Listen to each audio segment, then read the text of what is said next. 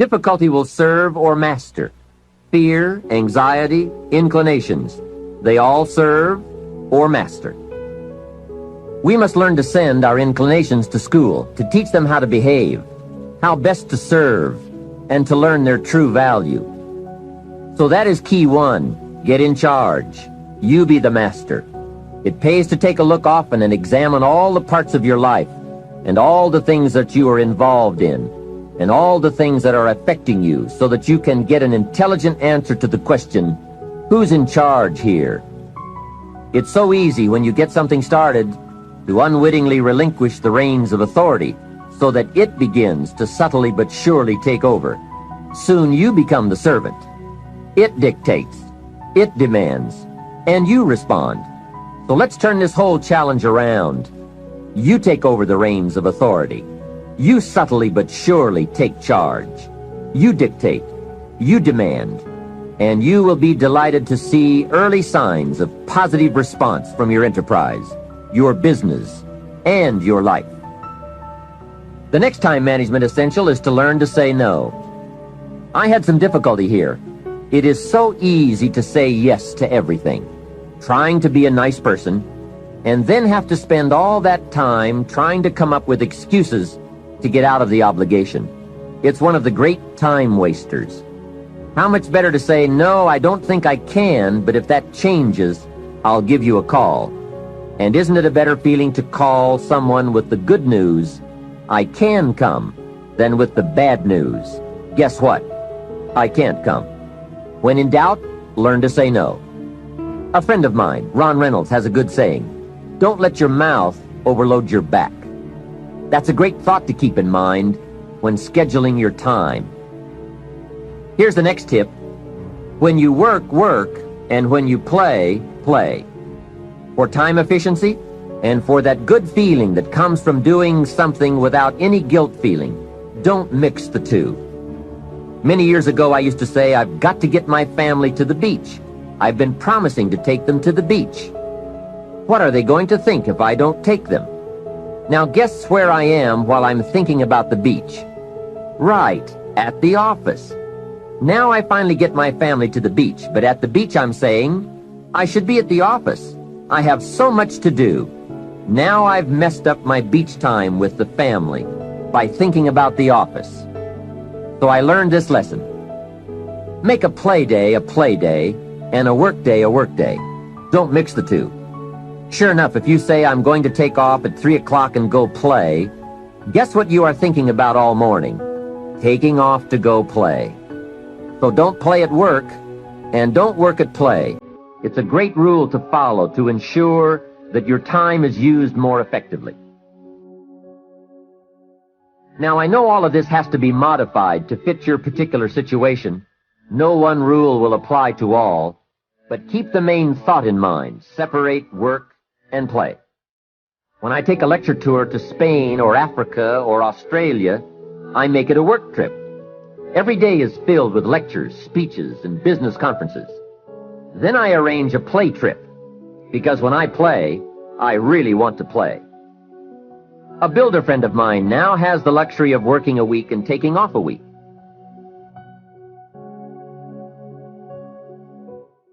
That's what he calls it, work a week, play a week. However, with weekends on either side of his play week, it's really 9 days. So he works 5 and takes off 9. That is luxury, right? However, the 5 days he works, he really works. Secretaries, accountants, architects, superintendents, long days around the clock, into the night, 5 heavy, full days. Then he's off to play. So when he works, he really works, so that he can save all the playtime for a longer stretch. Now, perhaps we can't all do that, but we can learn to practice the skill of separating work and play.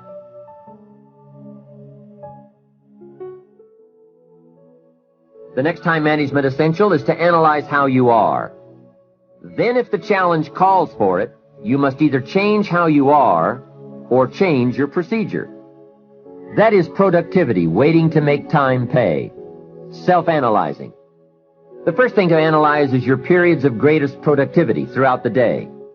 If you are a morning person who wakes up early, ready to start the day, that is the best time to do your creative work. You can get more done when you're at your best. Some people are night people, fuzzy in the morning, late to get started, but alert and awake long into the evening. If that's the way you are, then this is the best time to pack in the activity and creativity. The key is to find your best time and use it to its fullest. Next, analyze your habits. If, for example, you're not good at keeping records, get someone to do it for you.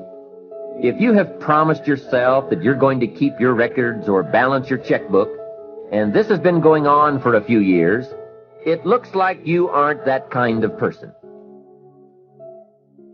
Nor are you likely to become that kind of person. You may say, no, I'm really going to do it this time. Hey, I would suggest that a few years is long enough. Don't promise yourself any more. Just say, maybe the smart thing to do is to get someone to do this and make me look good. You would be surprised at how often you can remain a lot like you are in many areas if you will just make the arrangements to have it covered. Some years ago, my office came to the conclusion that I was a poor courier. Someone would ask me to take a check to San Francisco, since I was going there anyway. I would say, sure, no problem. Put the check in my pocket and fly off to San Francisco. Guess when I would next hear about that check? From my dry cleaners. Next time someone says, this document has to go to New York, will you be sure to give it to them this time? I'd say, of course, you can count on me this time. I'm not flaky. So I put the document in my briefcase and head off for New York. Guess what? Right, it would still be in my briefcase when I got back to the office the following week. So there is a saying now in my office, don't give the chairman anything. He's good at some things, but he's a poor courier. Make other arrangements. And that is my point. There is nothing wrong with admitting that you just aren't going to do certain things as long as you are clever enough to make arrangements to have them done. It's much better than continually promising that you will when the chances are good that you won't.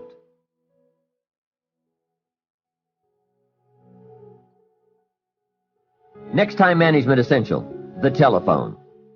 What an incredible instrument for business, social, and emergency situations. The job it can do for you is unbelievable. However, there are some tips for using the telephone so that it won't use you. Here's the first one. Before you make a call, make an agenda. An agenda is simply a list of the items you want to talk about, especially if it's a business call. It is one of the better habits to develop. Did you ever make a call and toward the end of the conversation say, let's see, there was something else I was going to talk to you about. I just can't think of it right now, but if I think of it later, I'll call you back. A great time waster, and for a business call, not very sophisticated on your part. Making an agenda before you make a call serves to keep your conversation on course, so that you cover the essentials without missing any of them. Also, it helps to keep the conversation on track and control the tendency to wander into non-essential chit-chat. It is also a money saver. The extra minutes saved by keeping to an agenda and a few pleasantries is major. I know. My business telephone bill just in California got up to $13,000 a month. And this was one of the problems. Doing business internationally, we have learned the incredible savings of both time and money by taking the time to write down an agenda before we begin to dial. And here's another benefit. If you have made an agenda, when it comes time to recall that conversation you had, you've now got the details in writing. When you say, John, how are you doing on those 4 things we talked about the other day? And John says, what 4 things? We didn't talk about that. You now have a written record to show that you did. Remember, people can talk you out of what's in your head, but it's hard to talk you out of what's in your book. Next, if you can afford the luxury, have your calls screened. Then when you pick up the messages, you can decide who to call and when to call, and have the time to formulate the important information before you make the call. Now, this is a luxury, I will admit. It may be that you just have to answer the phone when the call comes in, but at least file this idea away for the future, when you might be able to use it. And one more, the telephone at home. Here you have to exercise great care to not let the telephone intrude. During social time with family or friends, my suggestion is that you shut the phone off. They have all those neat devices now, so you can. Put on the recorder to take messages or just pull the plug. Family is a high priority. Take care that valuable family time is not subject to frequent intrusions.